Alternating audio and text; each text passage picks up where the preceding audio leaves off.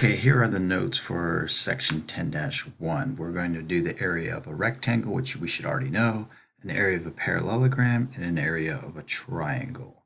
Area of a rectangle, as we all should know, is simply base times height.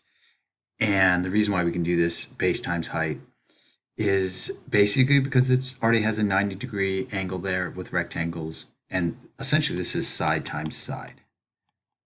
One side of the rectangle times the other side.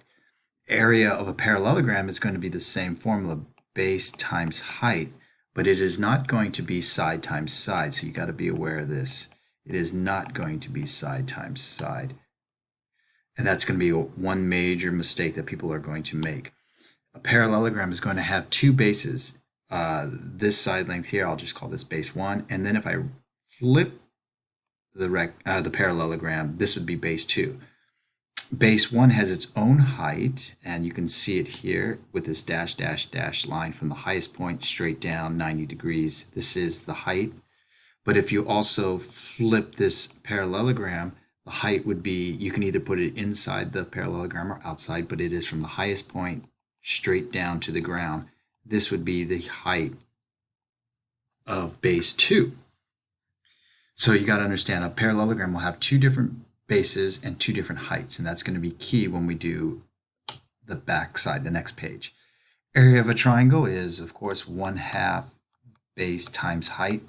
Now be aware, a triangle could have, because it has three sides, it could have three different bases with three different heights. Obviously in this picture you can see the base and the height. The height, again, is not one of the side length. It is from the highest point straight down 90 degrees with the base. This next section down below here shows what I was talking about with the parallelogram. There are two different bases. I highlighted a base here in red. This is base 1 here in red, and it has its own height from the highest point straight down. That would be the height of base red. But I can also look at the other side. This could be the base 2 in blue, and then it would have its own individual height there. So keep in mind, a parallelogram has two different bases, two different heights. All right, and we're going to go to the next page. Okay, on the back side here, the area of a triangle, this should not be that hard. Area of a triangle, of course, is 1/2 base times height there. You've got to recognize what is considered the base. That will be one of the side lengths, so this 30, and then the height. It is not 31. You go from the highest point, dash, dash, dash, dash, dash, all the way to make 90 degrees, so this would be the height.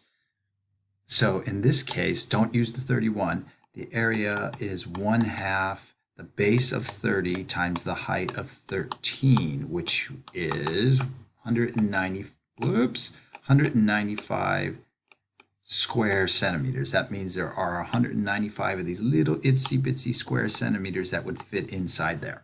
Okay, so why is the 31 here? Well, that's a different base.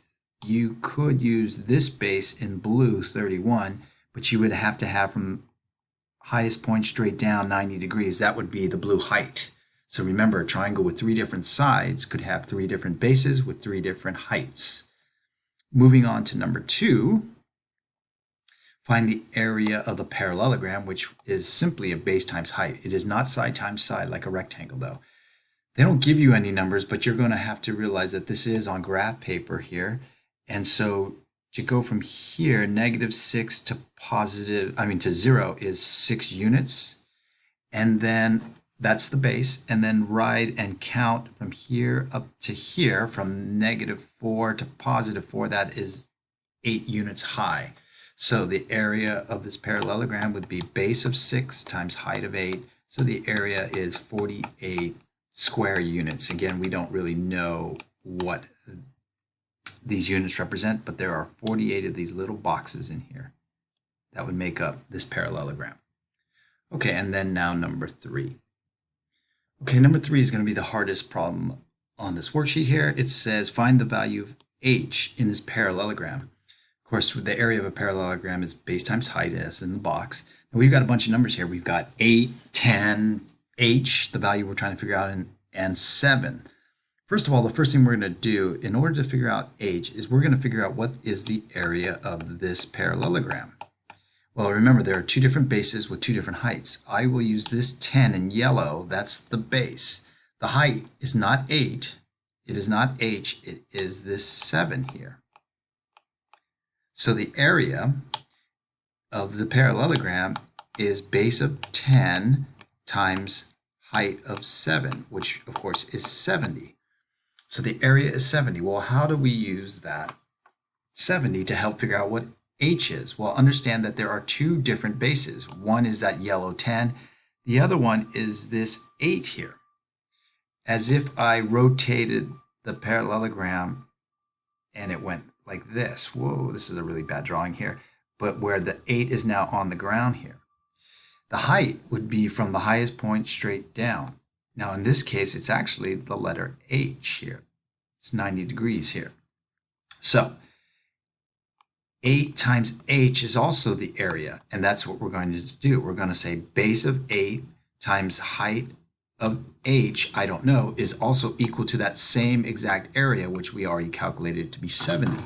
So the yellow times yellow was 70, so the green times green is also going to be 70, and then we're just going to take 70 divided by 8. So the height of the green height is 8.75, and this doesn't say feet or centimeters, but that's how you would do it. You'd figure out the area first, and then realize that there are two bases and two heights, and then go base times height is equal to that area that you already calculated.